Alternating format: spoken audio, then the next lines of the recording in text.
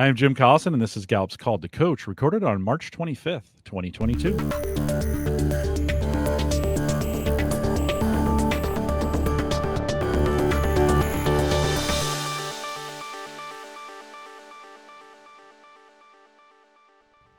Call to Coach is a resource for those who want to help others discover and use their strengths. We have Gallup experts and independent strengths coaches share tactics, insights, and strategies to help coaches maximize the talent of individuals, teams, and organizations around the world. If you're listening live, love you have a jump in our chat room. We have a live chat room. On our live page, there's just a link right above me there. It'll take you to the live page. Sign in with your Google account and join us in chat. If you're listening after the fact, you can always send us your questions or email coaching@gallup.com. That's a great address for just about any question. Don't forget to subscribe to Call to Coach on your favorite podcast app and right there on YouTube over in the corner so you never miss an episode. Carol Anne McGuire is my guest today. Carol Anne is a Gallup certified strengths coach specializing in education and faith-based congregations. She has spoken nationally and internationally for companies such as Apple, Discovery, and Google, and is just an all-around great human, one of my favorite people to be with. Carol Anne's top 5 is achiever, learner, focus. You're going to see this big time too, positivity and woo. Carol Anne, welcome. Welcome to Call to Coach. So glad to be here. I mean, I love this. I love talking to you, and we get to catch up, so it's great. I know. We have a great time. I got to spend some time with you couple years back when my son was was a Marine down there at Camp Pendleton, and we spent some time together. That's always great. But you've been a longtime coach, been certified since 2014. Yeah. So that's 8 years coming up, and a lot of water under the bridge. I want to spend the first few minutes before we kind of get into the work that you're currently doing with the school there. I'm going to spend the first few minutes with what you've learned in the last 8 years. And so if you were to, you have an audience of certified coaches, and some that aren't, but that's okay. They're coaching. They're future certified coaches. Yep. What kind of advice, what are some of the lessons learned here over the last 8 years? A lot of lessons learned, and most of them through failure, as most of my lessons are done. My number one lesson is really know who you are and who your people are, right? So in the beginning, when I first started coaching, I was like, can you coach a construction site? Sure. You want to coach CEOs? Yes, of course I can. I was coaching everyone that I could. And I quickly learned that CEOs and businesses, I don't speak their language. And so you have to know who your people are so you speak the same language. Because when they go off on a tangent, you can follow them there. So my people are influencers of children is who I love. Parents, teachers. I love the kids, and I like faith-based communities. And that's kind of through a lot of failing, navigated to those places. And I love big workshops. I love them. Not so much one-on-one coaching. And so through the years, I just learned what I can say yes to, what I can say no, but I have somebody that you would be great with, be able to know where to put people. I think just knowing your people is probably my number one. And when you say you learned those through failure, it's really kind of, you tried a bunch of different, I did. Right? You just tried a bunch of different things. Yeah, not failure like I failed at them, but failure for me, that just wasn't my thing. It wasn't it wasn't where I felt strong, where I would talk to educators and I would walk out of there like, yeah, let's do this again. I'll just spin them right one after another. Where, when I'm talking to CEOs, I would walk out and be like, oh my gosh, I can't talk of our return on investment anymore. You have to know your people. You're also Gallup licensed partner with us. We can books, and you have some art hanging on my office wall, which if I was in the office, I'd be looking at right now. Talk a little bit about that. What have you learned through doing kind of a strengths business, do you think? You know what? I love serving coaches. And I learned that. I like empowering coaches for what they do. So if you're going to do a big whatever, I have coaches ask me I've had so many random requests, and those are the requests I love the most. Something that stretches me. I want to personalized bucket with their names on it. And so I'll make something like that. I like when people give me random challenges to do for their clients, because that's what makes me it makes me happy. So, and I've learned and I'm a learner, right? So I've learned how to use a lot of different tools by the requests that coaches give me. And coaches give me the best questions, much better than somebody that just, hey, I like strengths, I want to buy a book. They'll give me like a twist on it. And so a I challenge. love it. You've never been one to shy away from a challenge. As I've known you, every time something interesting comes up, I see the wheels, spinning, and you're like, oh, how could we do this? And you wrote a book, you made stickers, you had some art kind of thing. Yep. rockyourstrengths.com is your website. What do you think, what is in you, maybe from a strengths perspective, what drives you in that? What's the driving force that keeps you moving forward and not afraid? I'm learning. So I'm in the process of learning new things. I spent a year learning how to write a book, and then I learned how to do it. Then the second one was much easier. Now the third one is going to be much easier than that. So it's like this process of learning how to do this. How do you make a mug? I don't know. I love it doesn't matter to me. The more random, the better, but I love it. But not everybody's built that way. Like, you've got this achiever learner focus kind of. Yeah, that learner focus is kind of a killer for me sometimes. Yeah. I'm not going to lie. But you stay on it. Like you get an idea and then you're like, I'm going to get this done. I'm going to finish this out. I'm going to drive this through to completion. Yeah, and you just get it done. Too, it seems like they would be going in opposite directions, because you'd have learner that's all over the place and focus that's zoning in on something. For me, I focus on something and learn everything I possibly can about that one thing. So that's what it looks like for me. Yeah. Just for folks who didn't hear, and Catherine was asking this, Carol Anne's top 5: achiever, learner, focus, positivity, and woo. My favorite theme, by the way. Just in case that wasn't clear. What do you think? Well, let's talk about your current role. What are you currently doing? What kind of role are you in now? And then we'll talk a little bit about that project that you're doing with your students. All right. So I am currently the librarian at a middle school in Anaheim, California. So when I came here, I was a coach first, and the principal had gone to a conference that I was teaching. And she said, what do we need to do to get you at our school? And at the time I was traveling. My clients were in Miami and Albuquerque, and I'm in California. So every single week I was on a plane. And she just asked the perfect question at the right time. And I was like, I'm good. Like, I'm done living out of a suitcase. I'll do whatever you want. What do you need? She's like, how about a librarian? Okay, I've never done that before, but sure, I'm totally game. But here's the deal. I'm also a strengths coach, and I've written 2 books. My third book, I would really like to focus on middle school students and say, what if these kids really knew themselves, if they really knew themselves in middle school, which is like the most awkward, weird time of a person's life. If you really knew who you were then, would you have to go find yourself later on? I said, so that's the premise of my book. If I can use the students and the staff and the parents as kind of my lab, I'll come do whatever you want. She's like, do the library. Like, okay. So here I am. I'm the librarian, and I do strengths with the students, the staff, the parents, whoever wants to listen. I'm good. I'm there. So that's what I do. Well, wait a minute. Libraries, don't you have a library science degree? Do you have to have a library? So here's the fun fact. I did not when I first came here. Yeah. But now the state of California says I do. So on top of all of the other things that I'm doing, I'm now a brand new grad student getting my library science degree. I like it. Well, it gave you a kind of a opportunity, a unique opportunity. And I think this is one of the things, sometimes we get so focused on what we think our path should be when all the opportunities around us are pinging. As long as I've known you, you've always had your, we would say, have your head on a swivel, which is always looking around, like what's happening around me. What other paths do I need to be sensitive to, or do I need to take? Yeah.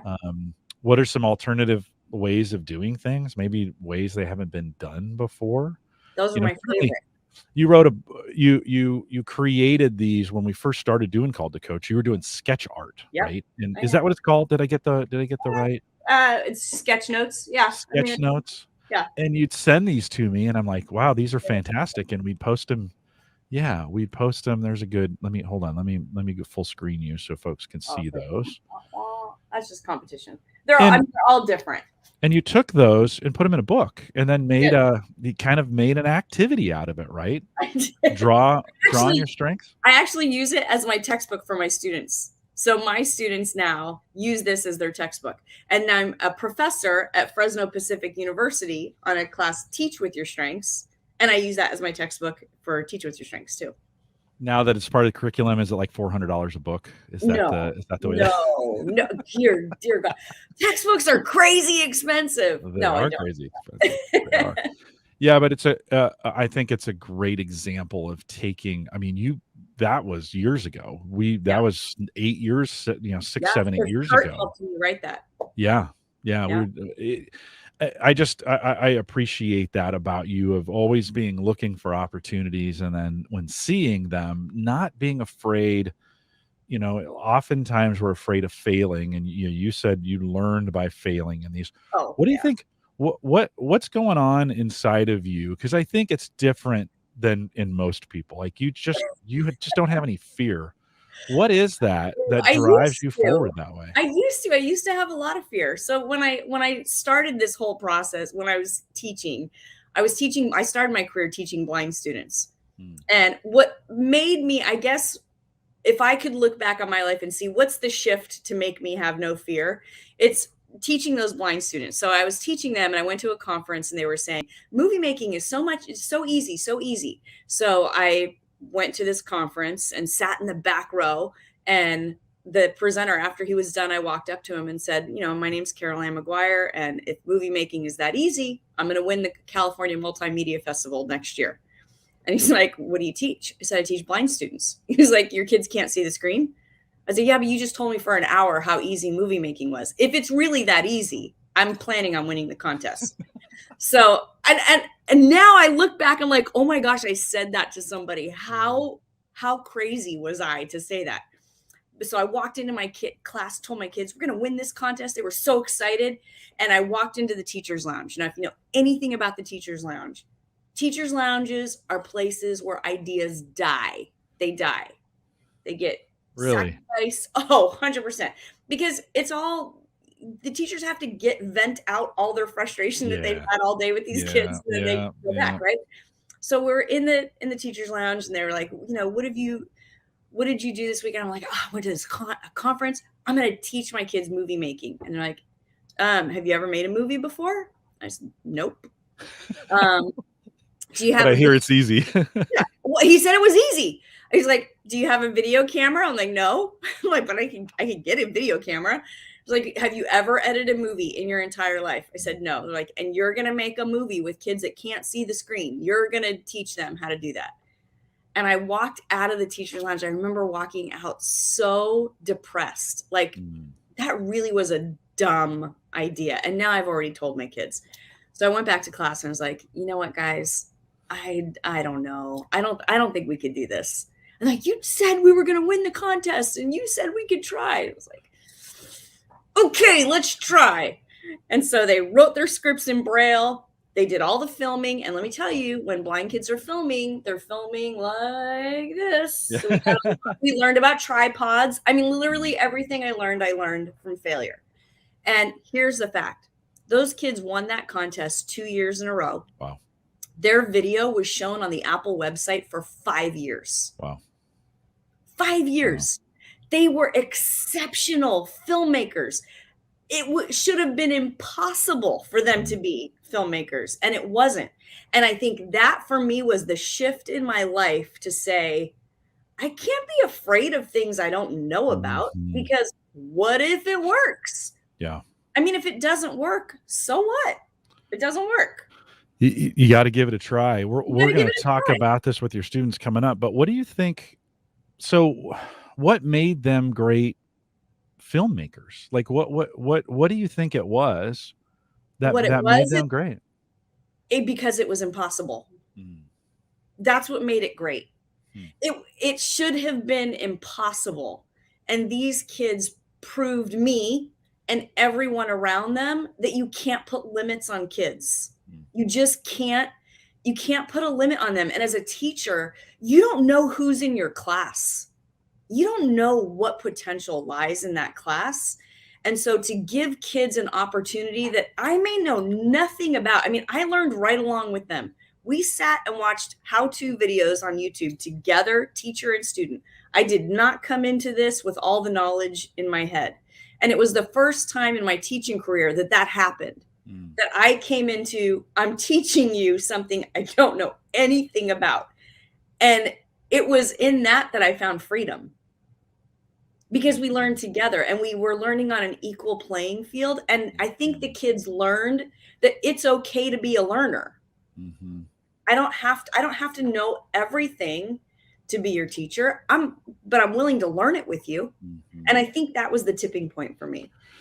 They may have, they may have bypassed seeing bias, right? I mean, in the sense 100%. the bias couldn't be there because it just wasn't. And so There was nothing there. It was impossible. So anything they did was amazing.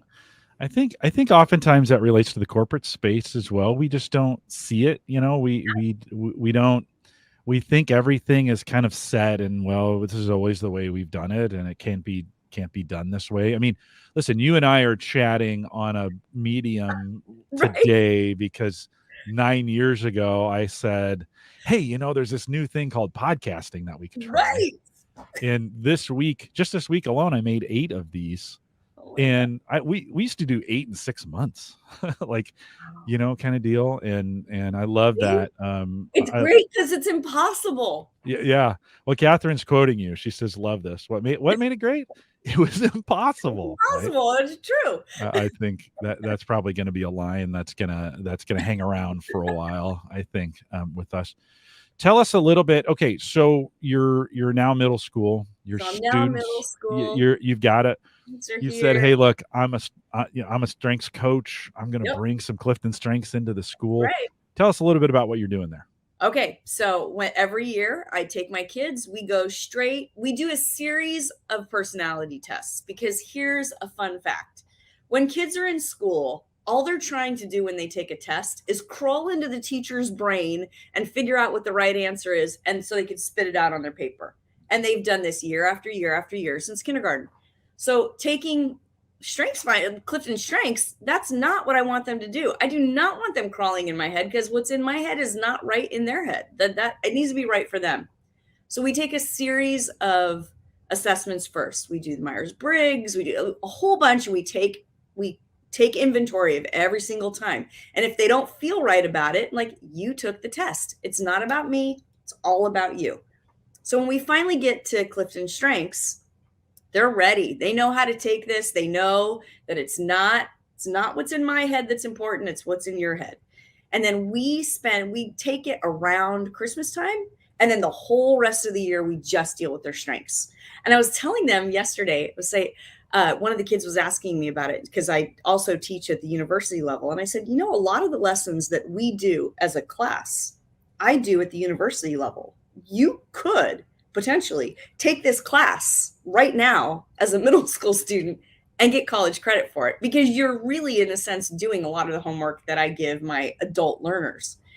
So we do that, and we talk about, like, what's the right path for them when they get into high school and college, and finding a right career based on what they are good at, not what mom and dad think they're good at. And sometimes it's the same and sometimes it's not. And we talk about it as families, what's a good path for them. And so that's how it starts. And this year just led us into a very unique opportunity that I'm always open, like you said, for opportunities that come. And 2 years ago, I started training a therapy dog. And his name is Mojo. And he comes to the library. He did all his training in the library. And he comes to the library 3 days a week and spends time with the kids. Now, we just last week in California got our masks off. Up until that point, our students had never even seen their teachers. They would have no idea what their teachers look like outside of school. And so Mojo comes in, and he will come in the library, and kids and staff will lay on the ground with him and pet him. And I have kids doing their psychology appointments with him, laying down on the ground. And he's a game changer for the school. I mean, we were like, every school needs a therapy dog. And about 2 months ago, the company that organizes the therapy dogs had a fundraiser that they were going to do, and it's called Pet of the Year. And so your dog could become Pet of the Year, but it's a fundraiser, so it's really the one who makes the most money. So I talked to competition is not high for me. It's in the middle. So I really only do competitions that I know I can win. And I'm looking at this, and I'm like, we could do this. This group of middle school students, we could do this. And it would be a great way to teach them the power of 2 in their strengths. So we started learning about our strengths, started learning about the power of 2, how they complement each other, how they work together, all that stuff. And here comes the fundraiser. And so I put a call on Facebook to coaches. And I said, hey, I'm doing this thing. It's called Power of 2. We're doing Power 2 with my kids. It's a fundraiser. If you can come in, I could really use like 3 or 4 coaches to come in to my class and talk to my kids, kind of like teach them. Well, I got 12 people that volunteered to come in. I only have 12 students. It was amazing. So these kids are coming in, and these coaches were all talking about the same thing, how they can work together, how they can fundraise. What does it look like different in this team and this team, and how they can push them, and where their skills allow them to go farther or whatever. Our goal was $3,000. Like, what, if we can make $3,000, that's amazing. And so we started fundraising with the help of these coaches. They were talking with the kids, and they're learning about each other. And I have a lot of kids with competition, so they were like in it to win it, and we started raising money. And one of the coaches challenged my kids to write a corporate letter, like write to a corporation and see if they'll donate. So he wrote, now mind you, these kids are 13 years old. He wrote a 19-page letter to Coca-Cola asking them for a $10,000 grant or $10,000 scholarship to go to Pet Partners, who was going to do this. Well, that's a game changer for us. So the company said, you really should raise your goal from 3,000 to 10,000, because if Coca-Cola sees it, it's going to look funny that you're only asking for 3,000. So like, okay, well, that just made it look worse, because now our goal is 10,000 and we're way down here.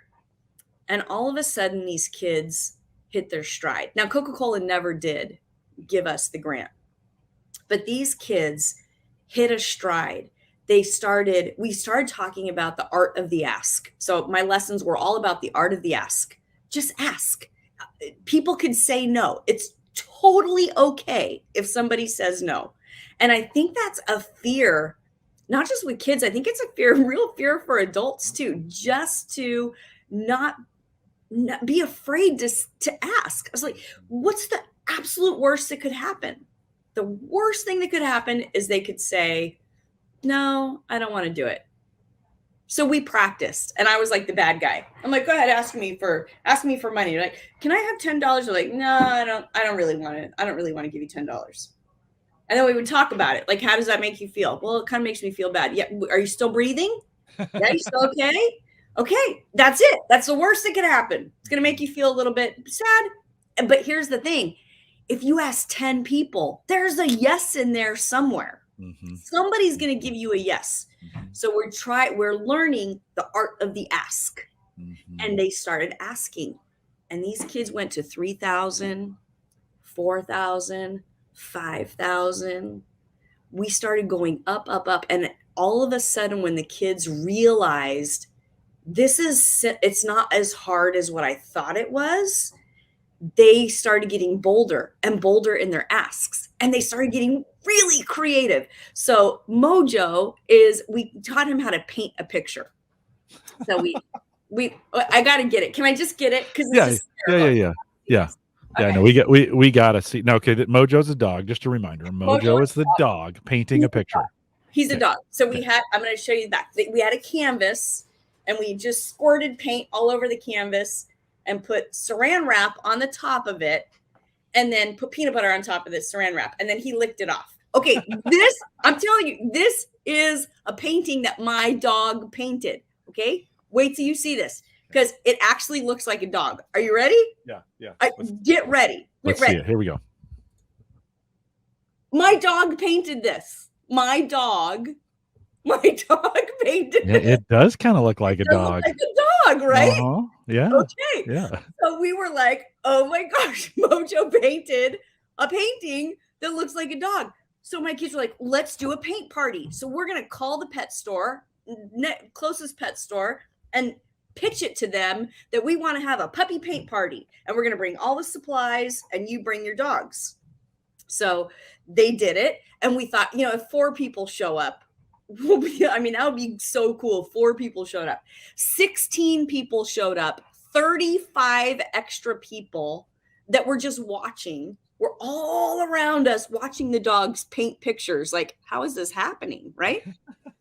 And one of my kids, who is probably the most shy kid I have in the whole class, stood up. It makes me just so proud just even thinking about it, because she stood up in front of all these people with their dogs and all the people that were watching, and she told them about how anxious she was in school until we got a therapy dog, and what a difference that this therapy dog made in her anxiety in coming to school. Because remember, we're still masked, we're still all those things. And you could not even the dogs barked. There was quiet. 16 dogs, all these people. Not even the dogs. That not even the dogs were nothing. Everybody was listening to her talk about how this dog, Mojo, has helped ease her anxiety. We got back to school. I was like, girlfriend, you are amazing. You are amazing. Can you believe it? She's like, I can't even believe I did that. I don't even want to stand up in school and give a report. And yet she stood up in front of these strangers. And it was like, between the coaching and the kids, they were coming out of their shell in a way I had never. This was like, it was amazing. Parents were like, what is happening to my kid? They're so bold all of a sudden, and in a good way, in a confident way. And it was just so exciting. Okay. So you want to know how much they raised? Yeah. Take a guess. They're 12 kids. They're all 13 years old. They're all in middle school. How much money did these kids raise? Like, they actually funded, they found out how much a Jolly Rancher was and how much they could charge and what the profit margin was. Like, we learned all that. 12,000. 12,000. Nope. More? Oh yeah. 15,000. 20? $23,000. Nice. Wow. 13-year-olds raised that much money. So here's the sad part. We didn't win the contest because the contest went till midnight of whatever the night was. And at 9:30, all of our money was in. I went to bed thinking, all right, we got this. Nope. Somebody, 2 dogs, one came in and put $10,000 on her credit card. Beat us. And they only beat us by $700. Well, you're still a winner in my book. Oh, I told these kids, I'm like, first of all, you have won my heart. You have won everything. Like, you won this on your own. As kids, like, we don't have $10,000 in our credit card to put on for a dog to win a contest. But they hustled. They made churros. They sold stuff. They were buying. They were all over. Like, everyone had a thing. Every group was totally different. Some sold raffle tickets raffle tickets. Nice. I see where you're going there. It was pretty exciting.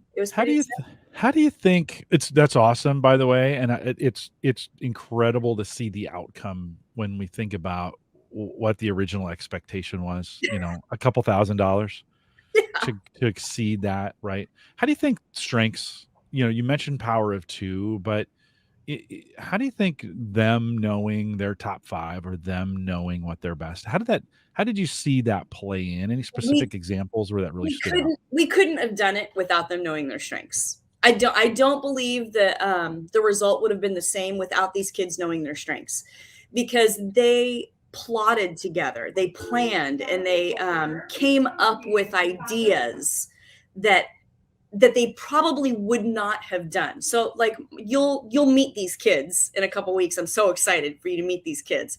So one has competition and one has ideation. So together they were like, "Oh, I can use my ideation. I can think of all these ideas, and then we'll pick one or two and then we'll just run with it." But I think without them understanding where the other one was coming from, we wouldn't have had the same results.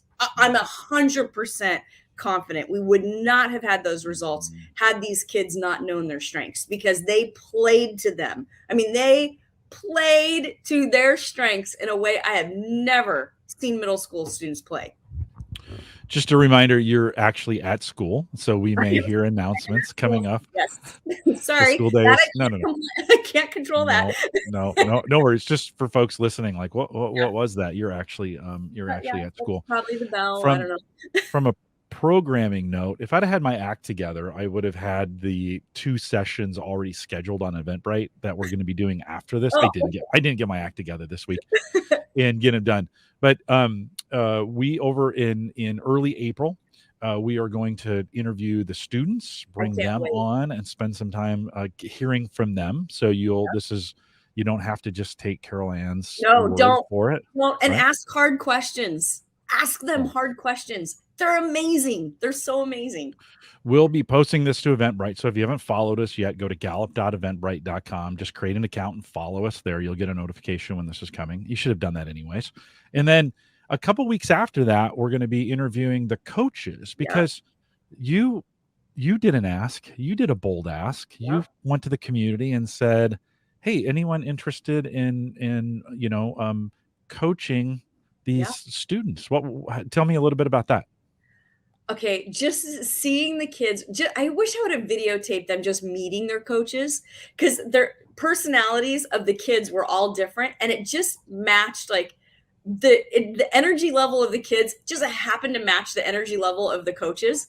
So like some of my kids that were like super bubbly and happy got Kathy, for their coach, and they both come on, "Hi, how are you?" Like that. And then I have boys that are more subdued, and they had Mike as their coach, and Mike was methodical and gave them like little steps at a time. I mean, it was just brilliant how it worked out. I mean, I couldn't have planned it. The coaches were freaking amazing with these kids.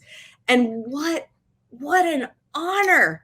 For me as a teacher, but for these kids to be coached by some of the best coaches on the planet. I mean, we were meeting on Saturday nights to talk with coaches all around the world. We met early to talk with Dion in Australia. I mean, like we were meeting at all random times, not just school times, so we could get the benefit of speaking with some of these coaches. I can't wait for you to hear their stories. I'm curious to hear their side too, because I have not debriefed with them on purpose, because I want to hear them in your, like when you question them, like, is that how it was?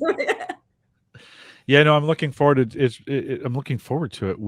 You and I spent some time talking about this when you were telling me about this project, and I said, we ought to just interview the students. This would be fabulous to have them on and to just hear from them, how it changed. Again, that's coming up here next month. Yeah. And then from the coaches as well, I'm kind of excited to grill them a little bit. We'll have a whole field we'll have a whole panel of coaches. So we've got some upcoming.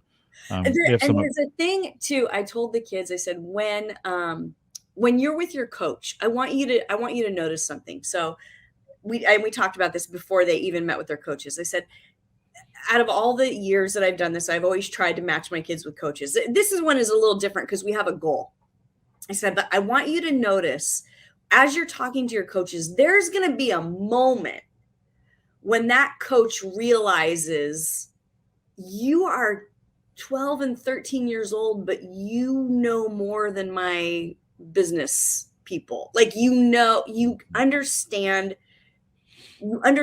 this better than some other people. I said, and I want you to notice that moment. So the first time that they got on a call, I don't remember who the coach was, but they'll tell you when they're doing their thing. And the coach said almost exactly those words, like, wow, I can't believe that you're only 13 years old. You really understand. And I couldn't hold it in. I was like, that's the moment. That's the moment. Did you hear it? Did you hear it?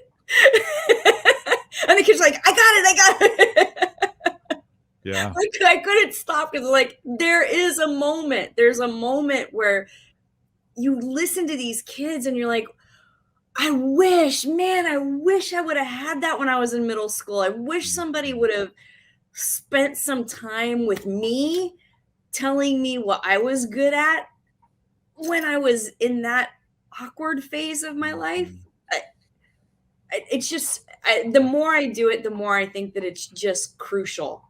It's not even a cool thing. It's a crucial thing for our kids to know, like, what a gift to give them. Mm-hmm. Did you run into, I think we spent some time in the Facebook groups talking about the appropriate assessment to take based on the age and some of those. And middle school is in an awkward spot, right? I mean, 10 to 14 is really Strengths Explorer. That should be there. And yet some can handle at that age.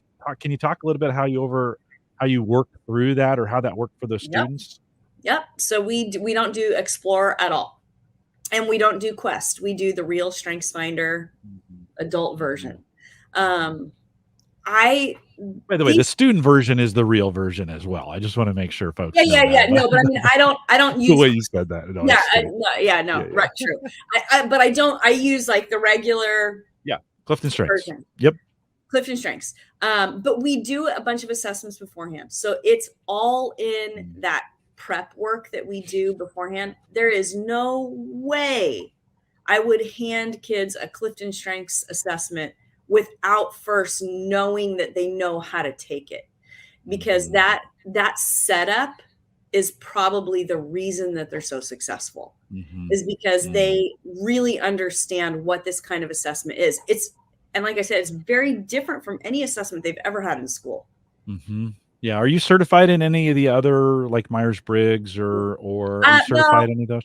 I used to be. When I taught special ed, so I had to do all of those assessments as a special ed teacher.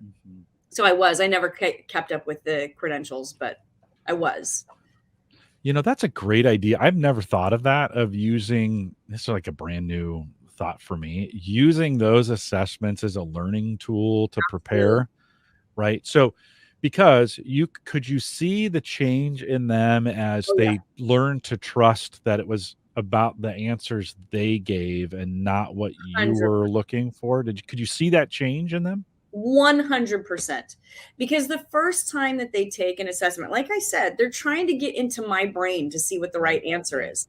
And so when you do that and you get the results and you read the results and you're like, I see this one in me, but not so much this one. Like I'm like, well, you took the test. I didn't take it. Like you're the one that put your answers. So, and we talk through, after every single assessment, What did you see that went well? What did you see that, could be changed? What do you think you answered to make it go this way? And then, so we talk through, we debrief after every single one. Like I said, by the time we take CliftonStrengths, I have to feel confident that my kids are ready to take that assessment, and they are. Couple questions coming in from the chat room, and in the final, we're about down to 10 minutes or so. You can be asking your questions out there. Ken says, how do you select the 12 students, and is that how many you teach each year? How does that work? Okay, so I'm the library. I teach in the library. So the kids that are my students are my TAs, which is teacher's assistants. So they actually have to apply to be in my class. So I look at their grades. I look at I look at everything. I interview their teachers. My TAs right now will interview the TAs for next year. So they'll actually help bring in the new kids for next year. So it is an application. So I am a little choosy because knowing this is what I'm going to do with them, when I listen to their interviews, I'm listening with that ear. The kids are listening with other ears, but that's what I'm listening for when we're doing this. I saw another question. Does the school pay for the assessments? Nope. I pay for all of the assessments. And here's why. I believe in this. I believe that I am investing in my students in a way that, God, I wish somebody would have, I mean, like, not that I had a bad experience in middle school, but like, I wish somebody would have taken time and said, you know what, I'll spend some money investing in you. Because I know I'm building people. It's funny because when I talk to the coaches, I always say, like, I think I have the better job. Like, you coach adults, I think that's awesome. I totally have the better job, and I will fight you for it because I think what I'm doing is way better. And here's my reasoning. I get to build up kids before life hits them, before they get bashed around by life and problems and situations. I get to build their strength beforehand. Where when you're coaching adults, you're repairing them on what life did to them. And so I kind of like my little spot in the world helping, this is my place, and God help all the coaches that are doing businesses and adults, because I think that is amazing. But like, I want to be on this end of it and build them up before. So that way, by the time they get to you, they'll be like, yeah, give me that project. I like it. So with your strengths, right? That's a spot you're really good at. You really enjoy it. You like working with those. You're having that. Kara had asked this question, and I'm going to add on to it. She says, how do you see this experience in the future? What are you looking to add or adjust? And I'm going to add the question. So it's middle school. Is it 6, 7, 8, or is it 7, 8, 9? 7th and 8th. Even better. And I only have 8th graders. So we're only dealing with like a portion of that. I'm only dealing with 8th grade. Any thought to turning those TAs into a little bit of a coaching? Sometimes in our universities, we have juniors and seniors coach the freshmen and sophomores. They go through a coaching program that kind of help them. That's part of our CliftonStrengths Institute at the University of Nebraska at Lincoln. Any thoughts on that, or future thoughts? Just let's talk about the future. Okay. So when Taven wrote that letter to Coca-Cola, it inspired 2 of my TAs to write a letter to Gallup. And they wanted to, what they wanted is they want to do a student-led, basically like a coaching, like we do the Summer Institute.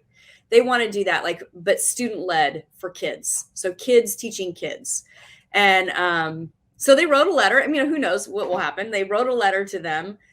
I would like in the future, I would love to know they're 34. I mean, that would be a dream to be able to see what these kids 34 looks like. So in the future, what I would love to see is a way for us to get funded to see their 34, as well as do a student-led conference. Like, we have the place, we have the venue, we have the speakers, like the kids are great. I could call coaches that I know would come.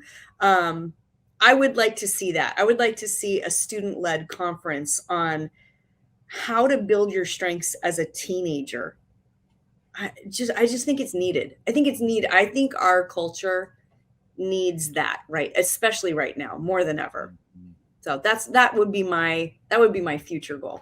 Yeah. In that conversation, you and I were talking about this, I always want to push a little bit to, when we get a lot of requests from a lot of organizations for free codes, right? And it's not really a sustainable model, nor is it the best way to do it.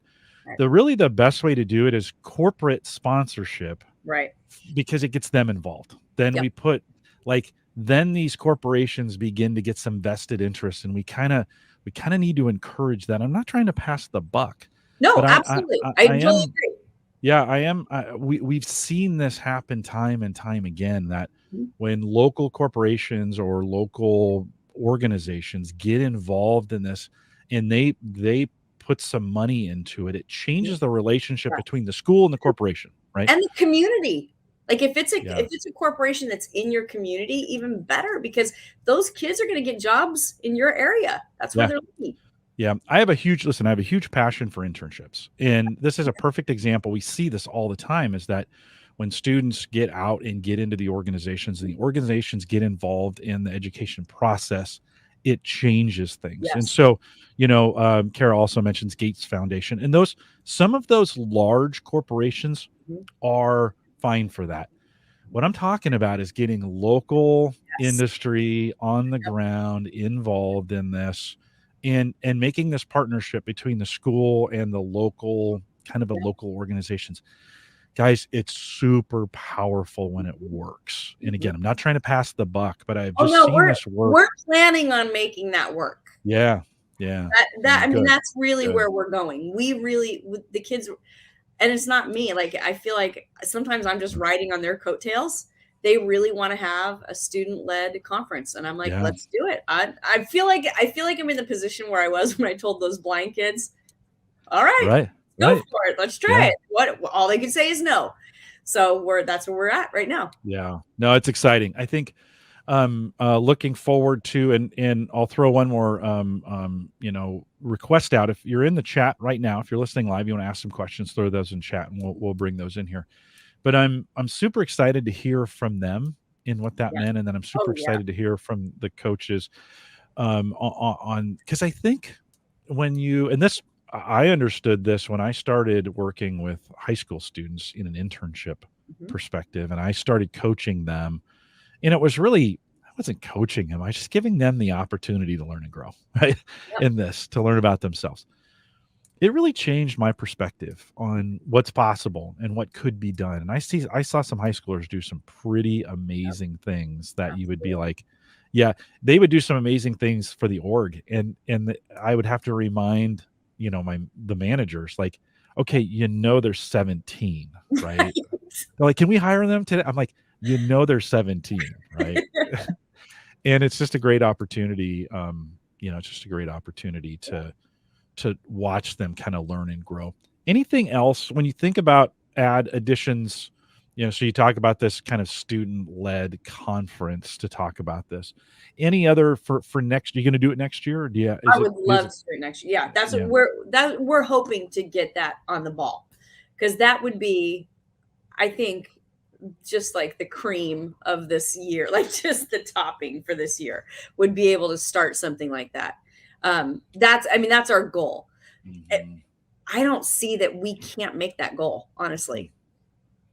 What they've proved to me this year, there's really nothing like what goal would be too high. Right. I don't know. Yeah. Well, it sounds like you need to make it impossible.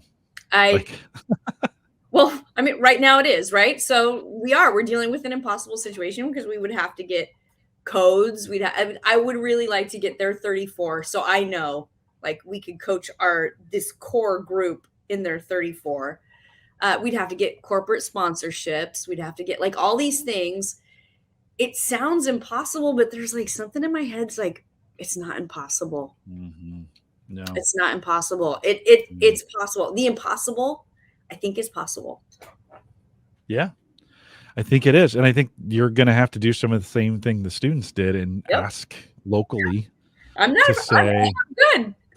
Yeah. All they can say is no. That's all that can happen. And there's nothing bad about that. It's just, that's not the relationship that's going to happen. But there's a yes out there. There is a yes out there.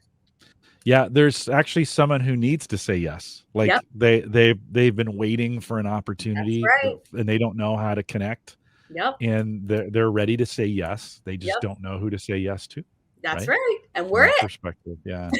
Yeah. So some great comments from the chat room, right?